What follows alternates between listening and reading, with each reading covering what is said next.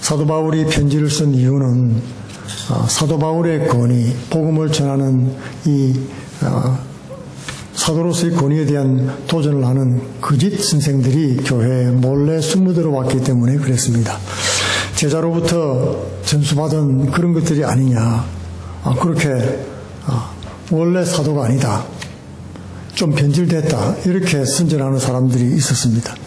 그러나 사도 바울은 내가 사도들로부터 얻기는커녕 그들이 율법주의로 돌아가서 잘못되었을 때에 책망을 했다 하는 내용을 오늘 기록하고 있습니다. 그러면서 복음이 얼마나 중요한 것인가를 말씀하고 있는 것이죠. 게바는 베드로입니다. 안디옥에 이르렀을 때에 책망받을 일이 있기로 내가 그를 대면하여 책망했노라. 이방인들 교회예요. 안디옥은 이방인들 교회고 게바의 일행들은 유대인들입니다. 유대인들은 이방인들하고 상종을 안 했지요. 밥도 같이 먹지 않고 가까이 손도 대지 않고 교리를 안 했습니다. 말도 섞지 않고 그랬죠. 그랬는데 예수 믿고 나서 변화되고 예수님으로 말미암아 변화받고 새 사람이 되고 이제는 유대인과 이방인이 구별이 없어졌습니다. 담이 허물어졌죠.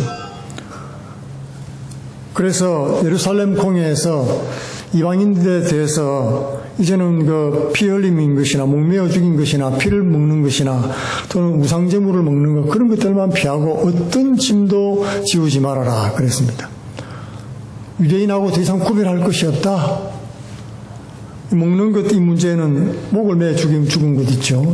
그런 것, 또 피를 마시는 것, 우상제물 피하는 것, 귀신한테 제사 드리고 물린 것 이런 것들만 이렇게 조심하고 나머지는 아무 짐도 그릴 것이 없고 유대인이나 다를 것이 없다. 그렇게 얘기를 했는데 그렇게 담대하게 공회에서 얘기했던 이 베드로가 이 안디옥 교회에 와가지고는 외식을 했다는 것입니다. 이방인들하고 식사를 같이 나누고 있다가 유대인들이 들어왔어요. 갑자기 방에 들어오자 놀라가지고 그 자리를 피했다는 것입니다. 유대인들끼리만 상종을 했지 이방인들끼리는 상종을 안 했거든요. 그러니까 복음의 진리는 더 이상 이방인과 유대인이 구별이 없는데 구별을 하는 행동을 했다는 것입니다. 그래서 공개적으로 책망을 했습니다. 어떻게 그럴 수가 있느냐. 복음의 진리가 우리가 은혜로 구원받고 믿음으로 구원받았는데 무슨 행위로 유대인의 어떤 결례라든지 깨끗하게 하는 행위로 구원받은 게 아니지 않느냐. 그 당시에는 레위기에 정한 정함과 부정함에 대한 규례를 잘 지켜왔죠. 이방인은 부정하기 때문에 상종을 안 하고 차별을 해왔던 것입니다. 그러나 사도 바울은 공개적으로 아주 얼굴에다 대고 민책을 책망을 하는 일을 했다는 것입니다. 어떻게 이런 일을 했을까요? 너무나 좀 그래도 교회의 기둥 같은 최고 지도자 중에 한 사람인데 그 사람에게 그렇게 할 수가 있느냐라고 생각할 수가 있는데요. 이거 너무나 중요하고 심각한 내용이기 때문에 어쩔 수 없었다 하는 것입니다. 이걸 통해서 우리가 깨달을 수 있는 것은 잔 칼빈이 이야기한 것이기도 합니다만은 공개적으로 실책한 사람들, 공공연하게 사람들 앞에서 복음을 거절한다든지 잘못된 얘기를 한다든지 행동을 하는 사람은 공개적으로 책벌을 해야 된다 하는 것입니다. 만약에 그렇게 하지 않으면 그걸 받아들이는 것이 되는 거예요.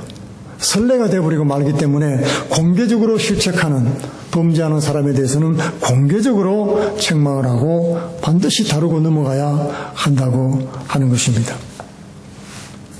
실제로 그런 내용이 디모데전서 5장 20절에 나와 있습니다. 장로에 대한 송사, 교회 지도자죠. 교회 지도자가 사람들 앞에서 실책하고 범법하는 행위를 하고 했을 경우에 범죄한 사람들은 모든 사람들 앞에 꾸짖어서 나머지 사람들을 두려워하게 하라 하는 말씀이 있습니다. 그렇지 않으면 아주 치명적인 선례가 되고 그래도 되는구나. 그러고는 모든 사람들이 그 선례를 따라가게 되기 때문에 아주 무섭다고 하는 것입니다. 어떻게 면상에 대고 그럴 수 있느냐? 그럼 그 사람은 왜 공공연하게 죄를 지었습니까? 공공연하게 죄를 지었으니까 공공연하게 안 된다고 짚고 넘어가야 된다는 것입니다. 그만큼 이 교회는 중요하다는 것이죠. 복음의 신앙 원칙을 따라서 살지 않고 세상 사람들의 판단에게 예민하게 반응하는 타협하기가 얼마나 쉬운지를 오늘 말씀을 통해서 보여주고 있습니다. 우리도 연약한 지체 중에 한 사람들이죠. 그러므로 나는 그들의 복음의 진리를 따라 바르게 행하지 아니함을 보고 어떻게 유대인으로서 이방인을 따르고 유대인답지 않게 살면서 억지로 이방인을 유대인답게 살게, 이 말은 뭐냐면 내가 유대인인데 이방인처럼 행동했잖아요. 같이 밥도 먹고, 그죠? 예, 이렇게 정함과 부정함 규례 이런 것도 안 지키고 상관 안 하고 해놓고 어떻게 이방인 보고서 유대인처럼 하라고 하느냐? 그건 짐을 지우는 것이나 마찬가지다. 나도 그랬으니 당신도 그렇게 하시오. 그건 너무 가혹하다는 것입니다. 그건 복음의 원리에 맞지 않다는 것이죠. 사람들은 복음의 원리보다는 내 몸에 익숙한 대로 살고 싶어하는 그런 본능이 있는 것입니다. 사실 동양 사람들이 체면을 차리거나 전통이나 또 외모를 의식해가지고 사람들의 인정을 받기를 원하는 경우에 더욱 그렇지요. 사실 인간적으로 보면 나쁜 것도 정당화시키는 것이 사람들의 보통 일반적인 경향입니다.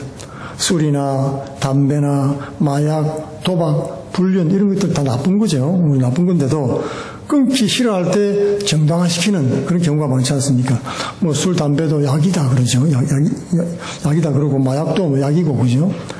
예. 예. 술, 담배, 뭐 혈액순환에 좋고 옛날에 사실 담바고라 그래가지고 구충제 역할을 많이 했어요.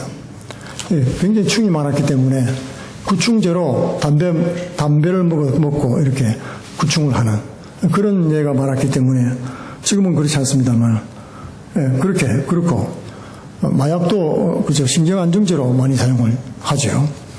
약이 아닌 것이 어디 있습니까? 다 약입니다. 독도 약이죠, 그죠? 사실 약은 다 독이에요. 독으로 독을 다스리는 약입니다. 약이 아닌 것이 없습니다. 도박도 뭐 치밀하고 그러고, 불륜도 뭐 핑계가 다 있죠. 끊기 싫을 때 이렇게 정당화시켜버리는 경향이 있다는 것입니다. 하물며 여러분, 율법은 좋은 것이잖아요. 하나님 말씀이잖아요. 그러니까 어떤 특정 행위를 정당화시키기가 너무 쉬운 거예요. 이것만큼은 내가 타협을 못하겠다. 이것만큼은 못 받아들이겠다. 그러면서 이거는 뭐 꼭 해야 돼. 그런 경우가 있다는 것입니다. 이것이 바로 율법의 올무인 것입니다. 자신을 정의롭게 여기면서 남을 정죄하는 이 바리새인의 올무에 빠지기가 쉬운 것입니다. 오늘 만일 우리가 그리스도 안에서 어렵게 되려 하다가 죄인으로 드러나면 그리스도께서 죄를 짓게 하는 자가 결국 하는 자냐? 결코 아니다. 이 말은 우리가란 말은 주이시예요. 유대인이에요. 유대인 그리스도인이 어떤 행위로 옳고 그러고 잘하고 못하고를 찾으려고 하는 그런 시도를 하면은 결국 그렇게 말한 내가 그 잘못을 하는 걸 결국에는 깨닫게 되고 발견하게 된다는 거예요. 많은 사람들이 상대방을 죄를 지적하고 잘못을 지적하고 불의하다고 지적하지만은 사실 시간 지나고 이렇게 가만히 돌아보면 나도 똑같은 죄를 지었다는 것을 알게 된다 그 말입니다. 그렇게 되면은 예수님이 도리어 욕을 먹게 되는 거 아니냐 그런 말입니다. 예수님 믿는 사람들이 욕을 먹는 이유가 한 가지 있다면은 그리스도인답지 않은데 문제가 있는 것입니다. 그리스도인답지 않은 것 중에 가장 중요한 것은요, 은혜로 시작했다가 정의를 따지는 사람으로 변질되는 거예요. 대표적인 사람이 누굽니까? 바리새인입니다. 누구는 정의롭고 누구는 불의하다 이렇게 정해놓고 구별하죠.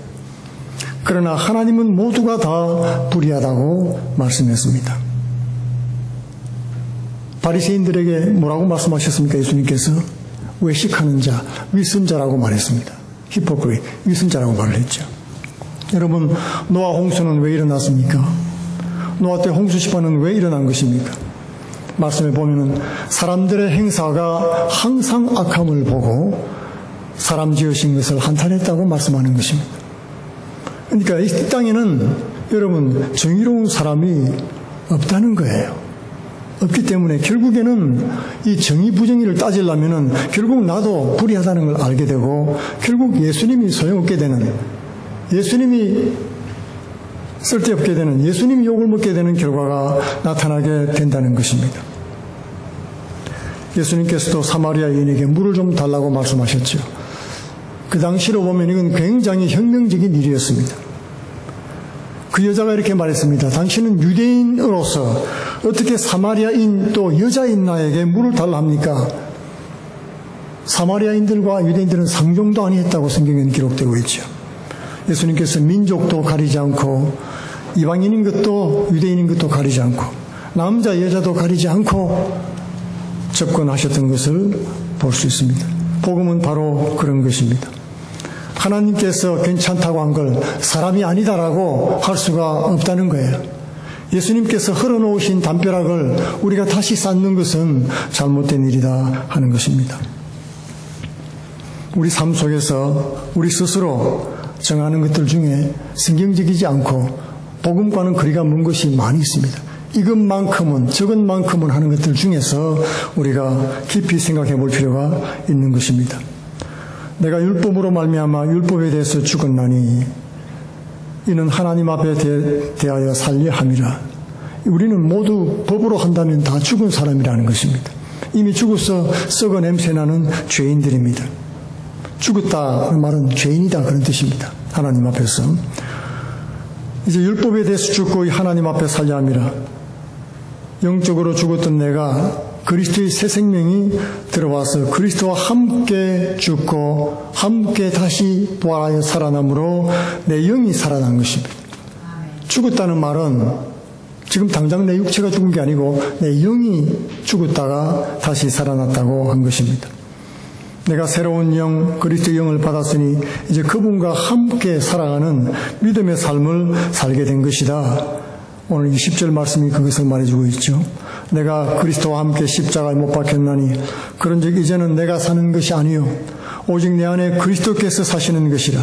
이제 내가 육체 가운데 사는 것은 나를 사랑하사 나를 위하여 자기 자신을 버리신 하나님의 아들을 믿는 믿음 안에서 사는 것이라고 말씀했습니다. 이것은 예수님과의 관계 속에서 살아간다는 거예요. 이제는 관계 없이 살았는데 이제는 죽었다가 다시 살고 영생을 얻었으니까 천국에 대한 소망 가운데서 살 수 있는 길을 열어놓으셨으니까 이제는 그분과 함께 동행하면서 그분의 뜻대로 순종해서 살겠다는 것입니다. 내가 율법으로 말미암아 율법에 대하여 죽었나니 이는 하나님 앞에 대하여 살려 함이라는 뜻이 그런 뜻이죠. 마음에 새긴 법, 이 복음을 따라서 살겠다는 것입니다. 성경에 나온 율법 조문, 옛날에 구약에 주었던 십계명 이런 것들로 가지고는 나는 살 길이 없어요. 내가 죄인이라는 것밖에 깨달을 수밖에 없었는데 하나님의 은혜, 예수 그리스도의 십자가 보혈로 그분을 믿음으로 말미암아 구원받는 도리가 열렸기 때문에 이제는 하나님의 은혜로 살고 예수님만 믿고 그분과 함께 동행하면서 살겠다는 고백입니다. 하나님께서 그렇게 해 주신 거예요. 우리 힘으로 그렇게 살라는 것이 아니고 예수님이 우리 속에 들어오시면 자연히 우리가 믿음으로 살게 된다는 진리인 것입니다. 그러므로 은혜 받은 사람은 자신의 정의를 내세우지 않습니다. 내가 하나님의 은혜를 피하지 아니하노니 만일 어렵게 되는 것이 율법으로 말미암았으면 그리스도께서 헛되이 죽으시느니라. 이젠 더 이상 자신의 정의를 내세우지 않고 하나님의 은혜를 내세운다는 것입니다. 우리가 툭 하면 하나님의 은혜입니다. 은혜입니다. 그러잖아요. 그죠? 은혜 많이 받았습니다. 은혜. 바로 그런 뜻인 겁니다.